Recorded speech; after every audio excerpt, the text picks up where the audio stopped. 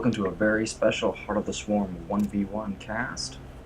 This is going to be two games that I played on different days between myself and Tweek, a very good Terran player. Most people, you don't recognize them really if you play them again days later, because people's styles are very generic, but we're going to see a very unique style out of Tweek. And I'm actually going to restrict vision just because it's going to let me explain things a little better and give the two games a little better flow. Won't be restricting the whole time, just for the starting.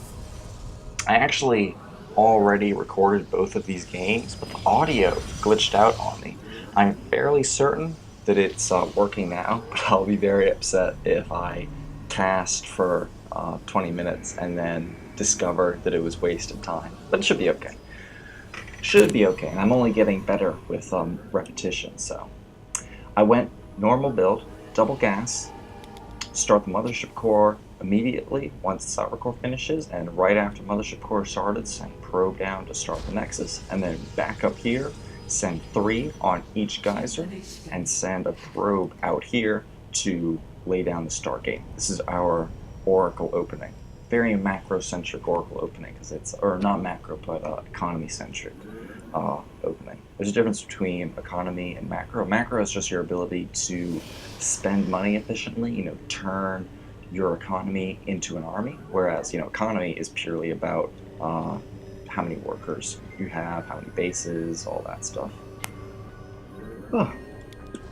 People use the two interchangeably when they shouldn't sometimes. Popping back up to full speed, and then after we start the Oracle, we use our first 100 gas to start our robo. Our robo. Already started it. So now, I come over here and I see this missile turret, and this is a very odd place for a missile turret to be. You don't usually have a Terran commit 100 minerals or something like this, because they really want to get those barracks and marines up, which take a substantial amount of, and there's another one, and there's another one, and I lose the Oracle before I actually click on that. So I'm very blind right now. I don't know if this is another barracks. I don't know why he has so many missile turrets. Although I think I would have been safe in making an assumption that I'll talk about later. So got this observer down here to scout. I honestly wait too long to scout with it, so we're just gonna burn ahead. Back home, I'm just making Colossus and starting to get my Phoenix count up. It's not fun to go Colossus blindly, because if he's... Well, here. The reason I started going Colossus is because I know that with 3 missile turrets, he's not going to also have the money for an early biopressure. It might be delayed, but that gives me time, even if he is one basing, to get Colossus up. So that was my assumption. However, Colossus isn't that great against not bio, so it's still not the best assumption to be making. So I fly in here, and what do I see? I see a planetary fortress. Now at this point, there's really only one viable way to be going mass missile turret and planetary fortress, and that's mech. I was strongly suspecting it. I also shut down this drop. Wouldn't mind drop is actually not conclusive of mech, because you can do that even if you're going bio. Lots of bio players like Widow Mine drops, less so than they used to. But I see that he's trying to take that third, and it's honestly, I have trouble denying this, because you're able to get missile turrets up fairly quickly while building a command center right here. So since I've basically confirmed mech at this point, we're going to jump to the everyone camp. And we see that he's actually going the starport style of mech. I still don't know this. I don't know if he's going mass factory or mass starport or what. And unfortunately, I do not scout this proxy base, and you'll see just how unlucky I get in not scouting this, but that'll come later. Smart place to scout a factory, because it's hard to take this 4th base against a toss. It's hard to take a 4th base in general against a toss. But see, he had these missile turrets going before the planetary fortress even was in production, so lots of turrets.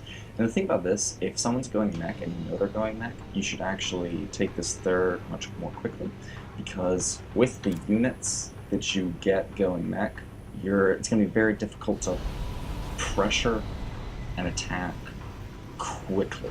You will eventually get this strong mobile Banshee force, but it's not the same as Bio. You know, this is coming out at like 13, 14 minutes, much later than, you know, well, tons and tons of Bio pressures come out. Also taking this base down here, but look at this before we jump to the top of the map. This should have been right here, which is where I normally put it. I was just in a rush and didn't do it correctly.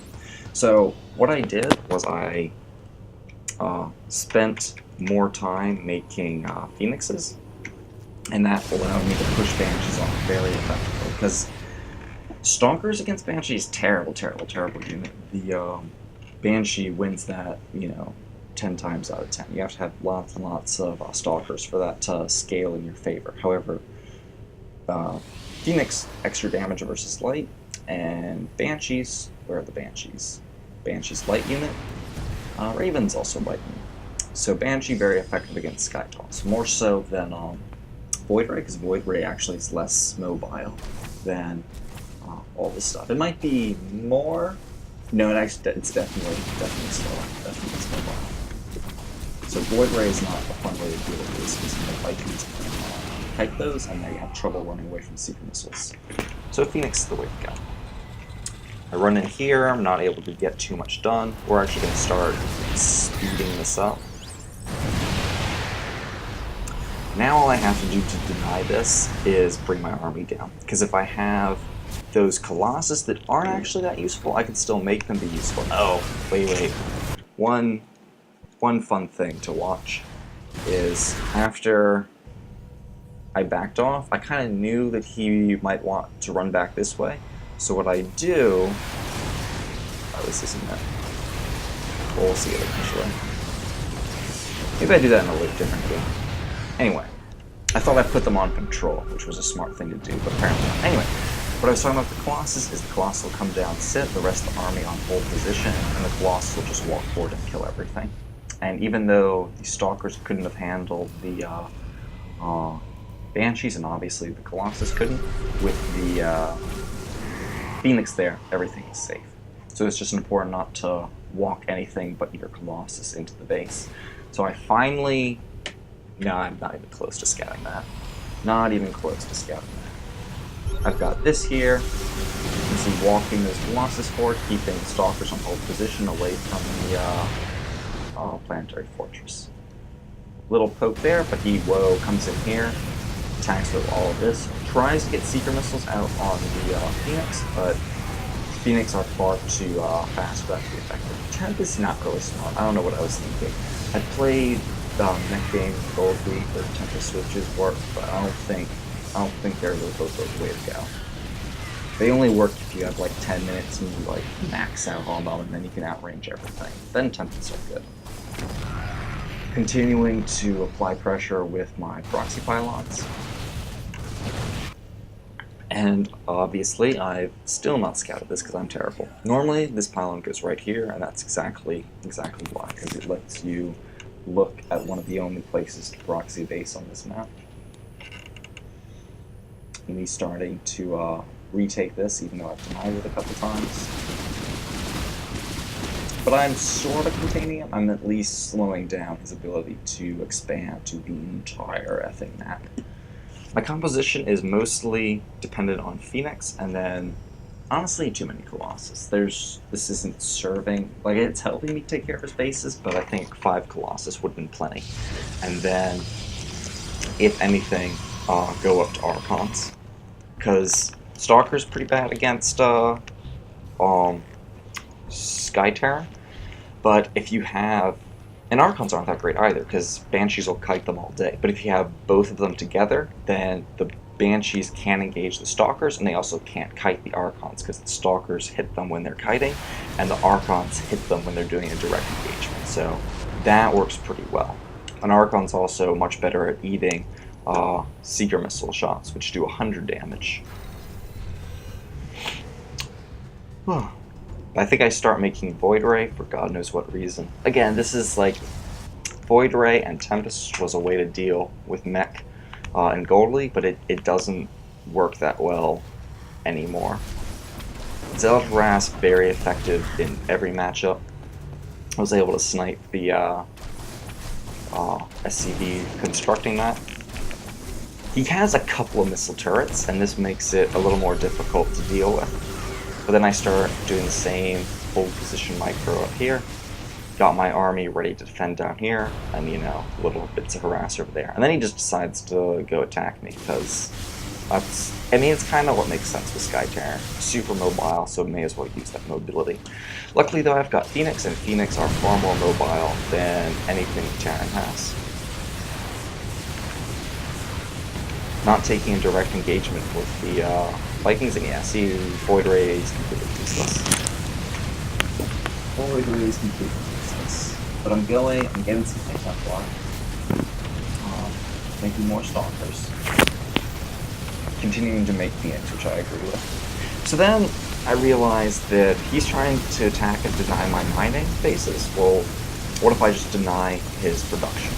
So I walk up here, don't have an observer, so I have to wait for that thing to come across the map. But oh man, that's brutal. Losing a lot of Colossi. Storms, though, fairly effective at zoning out SkyTerran. Normally when you're trying to micro against both Bio and a Viking force, it's a little harder, but when there's only one control group, then Storm's more effective at zoning it out. So he's trying to attack me again, so I go back to doing what I was trying to do, which is just, you know what, I'm going to deny your production. You can have your 50 missile turrets down here, and your 5 bases, but if you don't have production facilities, then you're going to have a hard time. Continuing to make Phoenix. I should be continuing to make observers, because right now, man, we are living dangerously with this observer. We are living quite dangerously. Because I don't have a lot of Stalkers to deal with Banshees. And I still haven't been getting Archons. Archons would be very smart right now. So after I finish microing back home, I'm just gonna go up the ramp and oh look, no 30 missile turrets. We're doing okay. We're doing okay. More Stalkers running across the map. And see, Banshees, I'm gonna be pretty okay against Banshees so long as I've got that observer. I don't have that observer anymore. Seeker missiles come down, but he makes a pretty big mistake here and actually Seeker missiles 3 of his own Ravens. But they were exhausted on energy, so not the worst mistake in the world. However, he goes really hard into Banshee production, which is going to be hard since I have 0 observers and 0 observers in production, so that's not the best place to be. He's killing this base. He denied my main mining base. No, I've got a very nice mining base right here, but everything else is mined out, even the gas. So I'm on 1 base, he's on 2 base? Yeah, 2 base.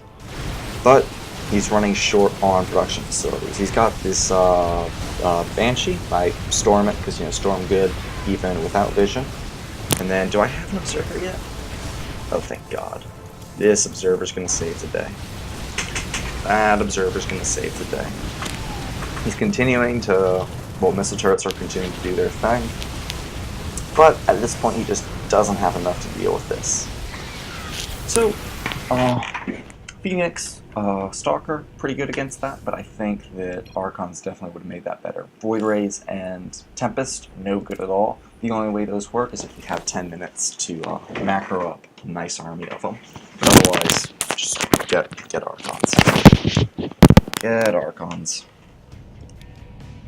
Because once you have that Phoenix cloud, then you want something to micro the Phoenix over and run back to. And Stalkers aren't the best for that. Archons do a little better job. Because the other thing is that Stalkers cannot eat Seeker missile shots nearly as well as Archons can. So they're just better unit all around. And like I said, I know that Archons get kited by Banshees, but with Stalkers, Banshees can neither kite nor engage, because you have both Archons and Stalkers. So exact same thing. Cyber Core, then Mothership Core, then Expansion, then Stargate, then Third Pylon, then Robo. Robo after Oracle, and Warpgate and Stalker after Stargate. Hope that made sense. So you're gonna make the Stargate, then make the Stalker and the Warp Gate. After you start the Oracle is when... Oh, I think I actually messed up my build a little bit, because normally you would not be able to throw the Robo down before the Oracle, so I must have messed something up. Had gas sooner. I think I supply block myself is what it is, and that'll throw things off. Oh, that's one of the nice things about not looking up build orders. If you just learn how to do a build order yourself without ever actually seeing it elsewhere, then it's easier to make adaptations. Whereas if you just memorize something and you make a small mistake, it's harder to know exactly what to do to accommodate that mistake. So I don't know that this is Tweek again. Like, I mean, I know he's Tweek, obviously, but I don't recognize the name. But this turret placement's awfully familiar. And I'm suspecting mech at this point, but I really want to confirm it. Because if you blindly counter mech and it's bio, you'll probably just die. If you blindly counter bio and it's mech, easier to transition out of, but the longer the game goes on, the worse it is. So it's important that I figure out whether he's going mech or not. I run in here. I see no orbital, and that's another danger sign. I mean, why wouldn't you make an orbital if you're able to make turrets? Able to get 7 kills on that, which is pretty nice. Still really need to confirm that this is mech. The planetary fortress would have been confirmation, but it's hard to tell whether this is a planetary fortress or not until that thingamajig starts rising. Although maybe there's something else. I guess it would have a satellite on it, so you can tell. But either way, I don't see that it's upgrading into anything. Oh. 2 HP Oracle, pretty nifty. But you see, I'm still not starting. I'm pretty sure it's mech, so if it turns out it's bio, I'll have to accommodate that, but for now I'm just assuming that it's mech until I get confirmation. But I really want to confirm. I'm not just going to counter mech and then, oh, it's bio? Well, GG. Because that's what it would. That's what would happen. I run it, I see double starport with Tech Lab, and I know that that's mech. There's no reason you go bio with double starport like that. I mean, with reactors, that would be real weird. That would not even be viable at this stage. That would just be a free win. But with double Tech Lab, this is the luckiest thing in the world. I just rallied a Void Ray out and ran straight into his drop. That was super lucky. Even more lucky than the Phoenix we saw last game. And because of this, like I said last time, versus mech, just take a third. There's no way that they're going to have units to pressure you. And even once they do have units, it's not as mobile as bio, so it's easier to defend that third. He really likes the starports. Going up to Banshees, but we see that he's transitioning to Ravens very quickly. He has a couple of Banshees, but he's not maxing them nearly as much as he did last game. Not nearly as much, and got Phoenix here. I think I chased back some small army, or maybe not. Not sure. Either way, I was just pressuring the front there. I see that he's taking his third. Instead of running into missile turrets, I go ahead and just deny a lot of the SCVs. I think I got like 1, 5, and the other two had like 3 and 2. So I was able to get like 10, 12 SCV kills. Pretty cool. Pretty cool. But see, like he already had... I know this because I've already seen this game, that he had Widow Mines and turrets being constructed before this even landed. So this is a very... I'm not sure how to effectively deny bases like that. Terran's able to get bases up pretty safely. I mean, this sort of in-between zone thing, not sure what else I can do besides that. Getting my proxy pylons up. This is actually in the correct position, so once he starts mining, you can see that this will all be very, very visible. So this isn't going to go unscouted like it did last time. It'll go unscouted for a little bit, but I would be very surprised if he was able to mine effectively from that. And I suspected that he would do something like I saw in the last game, so I go ahead and start constructing cannons, which end up working in my favor. Now, there's no reason that you should ever get hit by seeker missiles with Phoenix. So that's just bad play. Very, very, very, very bad. But, like I said, these are ultra anti-light units. Do double damage versus light. Able to chase those back to the missile turrets. But yeah, I put this down because I was remembering the game that we just watched and how he came across and dropped auto turrets all over the place. So I was like, you know, maybe this guy has the same sort of strategy. And it turns out he does, because he's the exact same person. Huh. I still don't realize it's the same person yet. If I did, I would go down here and scout this. Getting my map vision up, got lots of observers. I had observers, and I even have observer SpEeD, because I suspected, I thought he would be more aggressive with Banshees, but he didn't try and do really much Banshee harass at all, which is smart because of Phoenix. If you're bad and you don't have observers with Phoenix, Banshee harass is still effective, but very risky, because once there's detection, you can't run away from the Phoenix.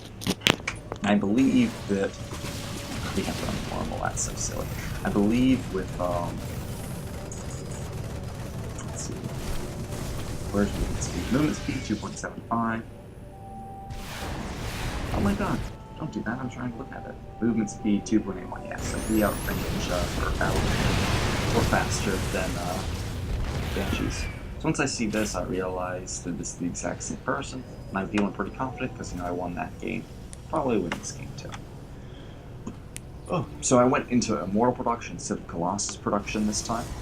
And I also, I should have said this earlier, but I went into double Stargate and now triple Stargate. And I got Phoenix range with Fleet Beacon and rather heavy upgrades. I'm going to start both of these fairly soon. The correct carrier was a complete mistake, did not mean to make that. I don't even know how, I mean, carrier and Phoenix, the buttons for them aren't even close together. Honestly, I should already be denying the space. I have the army for it. I just get distracted dealing with the two Hellions there. But once I have my ground army attacking with my air army to zone out his air army, this is easy to go down. Can't handle Immortals and Colossus. Can't handle Immortals and Colossus. So you see how I'm just running out here trying to find this little air force? Good to always be active on the map with your Phoenix. Got a very healthy Phoenix count though. A full brood wall controlled group almost. Running down here, I managed not to run into the Widow Mines. You can, as you know, you can see Widow Mines even without protection. And your observers usually lag behind, even with observer SpEeD. So that goes down pretty quickly. I see this coming across the map and respond to it with the Phoenix, and then this was also coming across the map, so my Phoenix were in position to deal with everything. This time I managed to out-micro the Ravens. Auto turrets aren't that scary. You can eat auto turrets. What you cannot eat is Widow Mines and Seeker Missiles. Seeker Missiles do 100 splash damage.